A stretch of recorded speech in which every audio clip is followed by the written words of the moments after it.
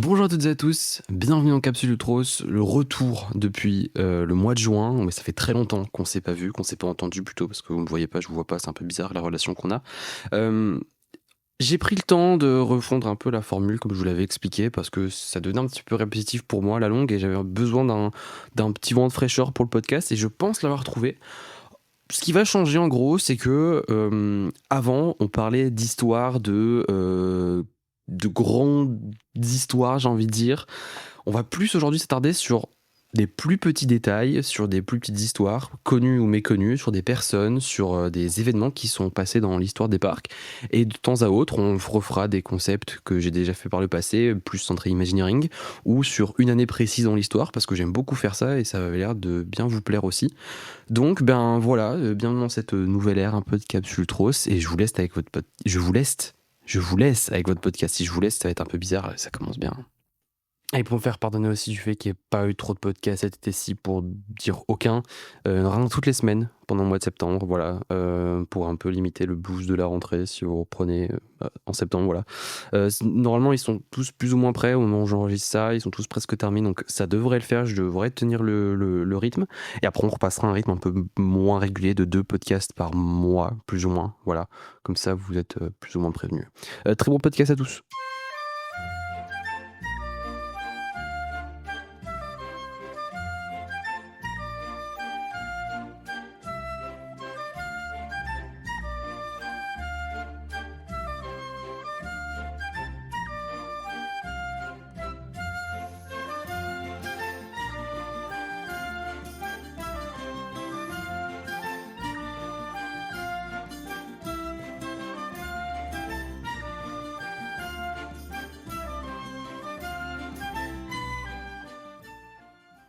Anton Pig voit le jour le 19 avril 1895 à Den Helder, au nord des Pays-Bas, dans une maison plus ou moins normale, sans signe apparent de fantaisie comme on pourrait l'imaginer aujourd'hui. Il naît avec son frère jumeau Henry Pig, Anne pour les intimes, dans une famille qui, sans être aristocrate, vit dans un certain confort matériel. Leur père, Henry Christian Pig Senior, est un homme de caractère, d'une rigueur presque militaire dans ses habitudes. Il est officier de marine et à ce titre bénéficie d'un revenu tout à fait régulier et honorable, ce qui permet à la famille de vivre de manière plus ou moins aisée, sans inquiétude financière majeure. Ce statut leur offre donc une maison plus ou moins bien entretenue, une bibliothèque fournie et surtout, fait assez rare pour l'époque, luxe assez rare pour l'époque, la possibilité d'encourager une vraie éducation artistique. Dès leur plus jeune âge, Henry et Anton baignent dans un univers où le beau compte. Leur père encourage la curiosité et leur mère nourrit leur sensibilité. Cette éducation artistique prend forme de manière concrète très rapidement. Les Pic ont les moyens d'offrir à leurs fils un apprentissage solide. On leur achète des fournitures de qualité, on les emmène visiter les musées, les expositions, on leur offre des livres, on leur raconte des histoires, on développe leur curiosité imaginaire et goût pour la littérature. Mais là où Anton se perd dans les vitrines où reposent de vieux manuscrits enluminés et des gravures anciennes, Henri s'attarde devant les plans et maquettes d'architecture. Ces divergences dans les passions vont amener les deux garçons à évoluer de manière différente. Henri, lui, l'aîné de quelques minutes, va se diriger naturellement vers cette architecture et la peinture. Il est ambitieux, voyageur, ouvert sur le monde. Anton, lui, est plus rêveur, plus attaché aux atmosphères du passé, à ses idées idéalisées qu'il transporte déjà dans son esprit. Pourtant, malgré leurs différences, les deux frères avancent ensemble. Ils échangent des conseils, se critiquent, se stimulent. Henry pousse Anton à sortir de sa zone de confort. Anton rappelle à Henry l'importance de la poésie dans l'image. Cette jeunesse commune va marquer durablement Anton. Vivre avec un frère qui partage la même passion et qui excelle dans un autre domaine artistique lui apprend l'émulation mais aussi l'humilité. Quand Henry part travailler à l'étranger, rapportant des carnets remplis de croquis d'Égypte ou de grandes capitales européennes, Anton reste fasciné. Il admire cette ouverture au monde, mais lui préfère la richesse des univers intérieurs, ces mondes miniatures qu'il recrée sur ses toiles. Cette ouverture au monde d'Henry l'amène à s'impliquer activement dans des causes politiques. Durant les années 1930, il opère comme agent pour le renseignement soviétique sous la direction d'Ignaz Reiss, entretenant des liens avec des employés britanniques du Foreign Office qui lui transmettent documents et informations confidentielles. Cette orientation politique tranche radicalement avec la neutralité volontaire d'Anton, qui suit les débats et conflits contemporains pour se concentrer sur son univers artistique. Les deux frères partagent une grande complicité naturelle, mais là, ils divergent. Henri, porté par une idéologie et un sens de l'action, choisit de mettre son art et ses compétences au service de causes politiques et d'un engagement qui, vous allez voir, est parfois risqué. La Seconde Guerre mondiale va sceller cette différence encore plus nette entre eux. En 1941, Henri est arrêté pour ses activités de résistance. Détenu d'abord à l'Orange Hotel, il est placé et déporté à Buchenwald après un passage par le camp de transit d'Amersfoort. Il échappe à la mort grâce à ses talents artistiques, affectés à la Never Never Achievement. Il réalise des peintures pour des officiers SS qui les vendent à leurs relations. Cette expérience traumatisante le marquera profondément. Et pour Anton, savoir que son frère a survécu à l'horreur des camps grâce à son art a sans doute renforcé l'idée que le dessin et la peinture sont des forces capables de préserver quelque chose d'humain, même au cœur de la barbarie. S'ils resteront en contact, la vie les aura placés sur des trajectoires parallèles mais éloignées. L'un ancré dans la poésie du passé, l'autre dans le tumulte de l'histoire en train de se faire. Cette dualité fraternelle mêlant proximité affective et divergence profonde a renforcé chez Anton le besoin de cultiver son univers à part et de s'enfermer dans celui-ci, comme un sanctuaire où ni la politique ni la guerre ne peuvent pénétrer. Henri Picq décédera le 12 janvier 1972 à La Haye, aux Pays-Bas, entouré de sa famille.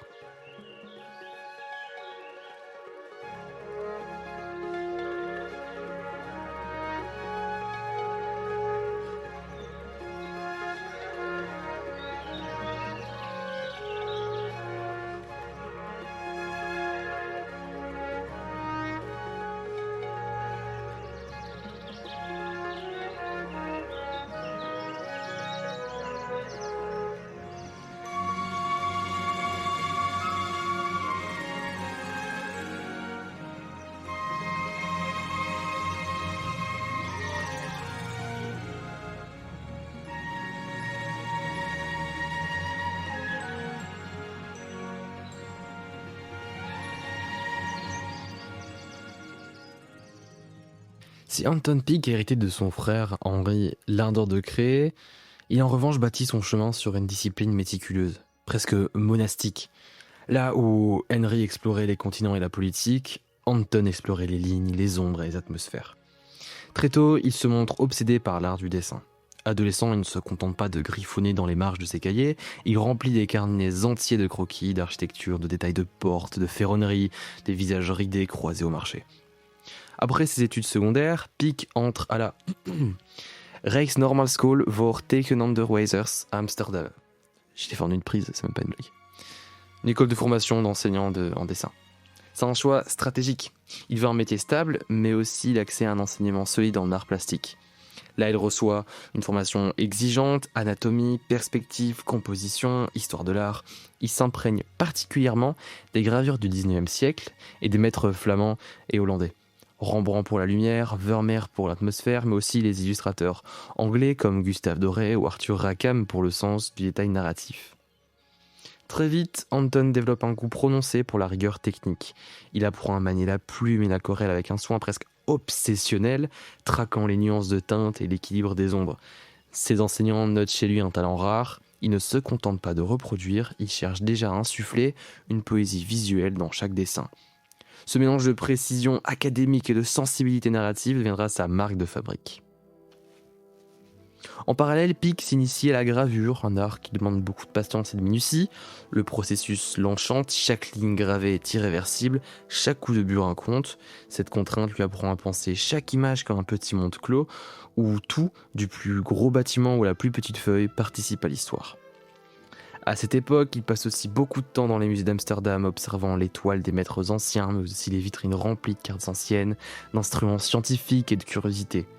Ce goût pour le passé romancé qu'on va retrouver plus tard dans Efteling et dans ses créations, on le retrouve ici. C'est ici qu'il commence à rêver d'univers hors du temps, de villes pavées, de marchés médiévaux animés et de maisons à colombages. C'est moins la réalité historique qui l'intéresse que l'impression qu'elle laisse dans l'imaginaire et le sentiment qu'elle a suscité à travers des peintures qui illustrent ce passé.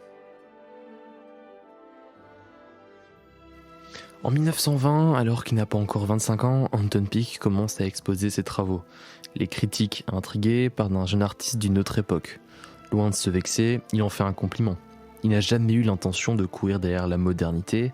L'art pour lui n'est pas un manifeste politique ou une recherche d'avant-garde, mais une invitation au rêve. Et petit à petit, cette philosophie attire l'attention des éditeurs. Anton obtient ses premières commandes d'illustrations pour des livres, notamment des contes et romans historiques.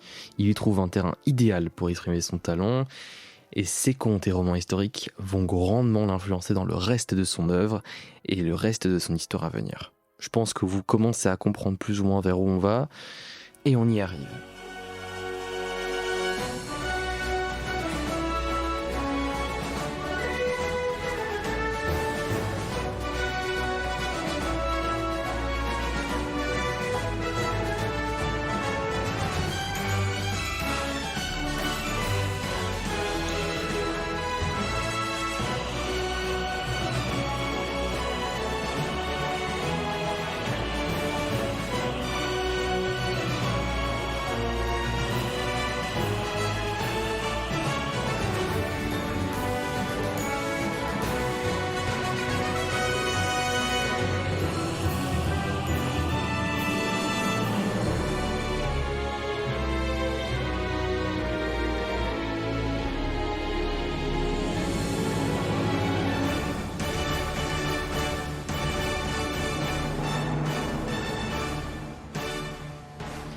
On fait un bond au tournant des années 50. Anton Pieck est un artiste reconnu aux Pays-Bas. Ses illustrations pour les contes de Grimm et d'Andersen, ses gravures minutieuses et ses cartes de vœux à l'atmosphère surannée font déjà partie du paysage visuel néerlandais.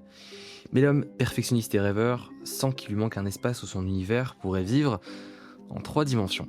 Un lieu où l'on pourrait littéralement entrer dans ses dessins. Et comble du hasard, c'est à ce moment qu'intervient une rencontre décisive. En 1951, le maire de Loon-op-Zand et une petite équipe de passionnés par-dessus le marché ont un projet ambitieux. Transformer un modeste terrain de loisirs à Kaatsheuvel en parc d'attractions unique. On crée dans la féerie le patrimoine des contes. Ils pensent évidemment à Anton Pieck pour le concevoir. Sur le papier, la mission est simple. Créer une forêt des contes, un bois des contes, pour illustrer des contes de fées en 3 dimensions. Dans l'esprit de Pieck, c'est une invitation à bâtir un monde complet. L'artiste accepte, mais avec des conditions. Rien ne doit sonner faux, rien ne doit être bâclé.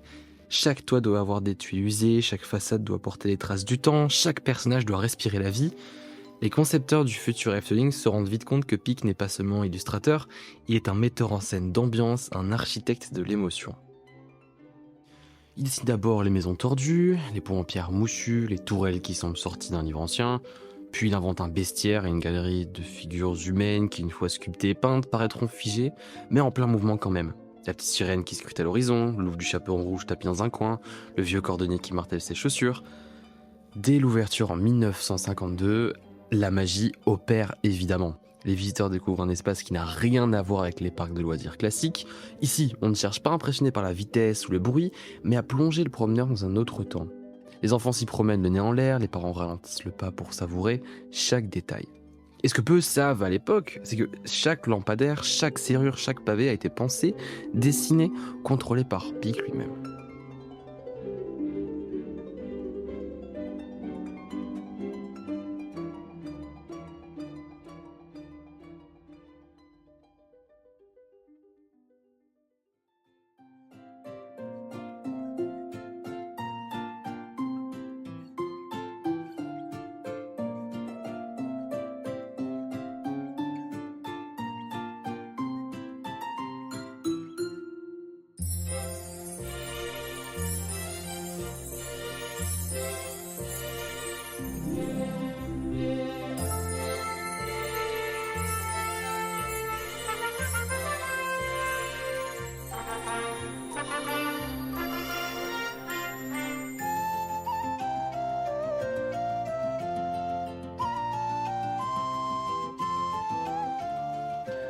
Anton Pieck n'a pas seulement participé à la naissance d'Efteling, il en a façonné l'âme.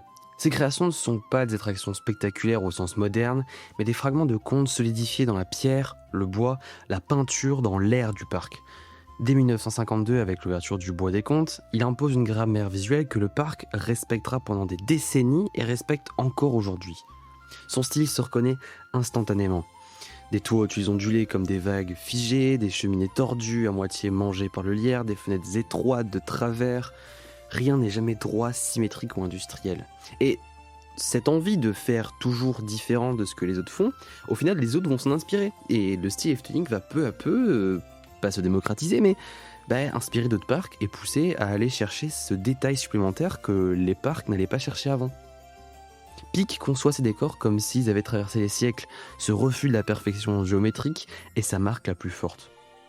Tiens, au Bois des Contes par exemple, il signe quelques-unes des scènes les plus iconiques. La maison de pain d'épices d'Hansel et Gretel, c'est une scène que j'adore, celle du château de la Belle au Bois dormant, la maison de la vieille femme qui vit dans une chaussure, le village miniature des 7 chevreaux, toutes baignent dans cette patine singulière où on croit sentir l'odeur du bois humide et entendre le grincement des vieilles charnières. Son influence dépasse la simple esthétique. Pic travaille avec les artisans du parc comme un maître d'atelier, leur expliquant pourquoi une fissure bien placée vaut mieux qu'une surface lisse, pourquoi un verre mousse sur les tuiles vieillit un décor mieux que 10 ans de pluie. Rapidement, ces artisans deviennent eux-mêmes des traducteurs de la vision de Pic, capables de projeter son style sur de nouvelles constructions sans qu'il intervienne directement. Ce langage devient la norme d'Efteling. Dans les années qui suivent, chaque ajout du parc est pensé pour, en quelque sorte, dialoguer avec ce qu'il a dessiné. Même les attractions construites après son départ conservent cette logique. Une attention obsessionnelle au détail, un usage de couleurs chaudes, des volumes irréguliers et une impression d'ancienneté qui rend l'expérience immersive dès le premier pas. Reconnaître une création signée Pic dans Efteling, c'est repérer cette alliance unique entre délicatesse et imperfection voulue. Un pont de pierre légèrement affaissé, une enseigne à demi effacée, un jardin aux fleurs mélangées sans ordre strict, tout semble venir d'un monde où le temps coule différemment. Ce n'est pas du décor, c'est un lieu qui semble avoir une mémoire. Et au-delà de l'esthétique, Pic a transmis au parc quelque chose de plus rare, un cœur battant. Il a donné à Efteling l'illusion d'un monde qui a toujours existé, comme un village figé hors du temps ou une danse macabre qui se danse depuis des millénaires. Des détails, des histoires qui se déroulent encore invisibles à l'œil nu. Dans chaque pierre tordue, chaque tuile bancale, il a caché l'idée qu'un lieu peut avoir une mémoire, et que cette mémoire, si elle est racontée avec assez de son et de poésie, peut survivre à celui qui l'a créée. Anton Pic n'a pas seulement donné un visage à Efteling, il lui a offert une âme, et c'est cette âme qui, des décennies plus tard, continue de faire battre le cœur du parc.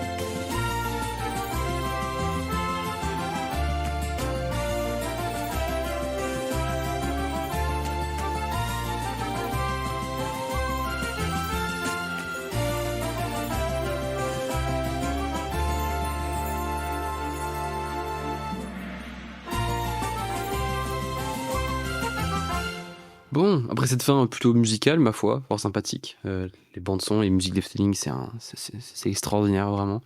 C'est la fin de ce podcast, merci de l'avoir écouté jusqu'au bout, j'espère que ça vous aura plu. Donc ça va être des formats plus ou moins équivalents à ceux-ci d'une vingtaine de minutes, je vais essayer de pas être trop long, pour pas non plus me surcharger en travail, surtout que ici il va quand même avoir beaucoup d'épisodes en septembre.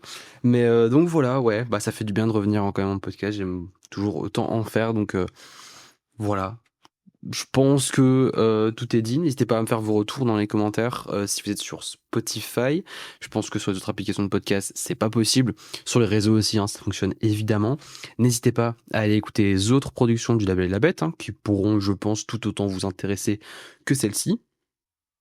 Je pense notamment à Rien que d'y penser, vous connaissez peut-être sans doute si vous écoutez le podcast, dans lesquels parfois je fais des apparitions. Voilà, et aussi sur la chaîne Twitch, sur YouTube, etc., sur les réseaux. Restez connectés, il y a plein de choses qui arrivent. Je vous souhaite une très bonne journée, très bonne soirée, peu importe quand est-ce que vous écoutez ce podcast. D'ici la prochaine, portez-vous bien. Salut!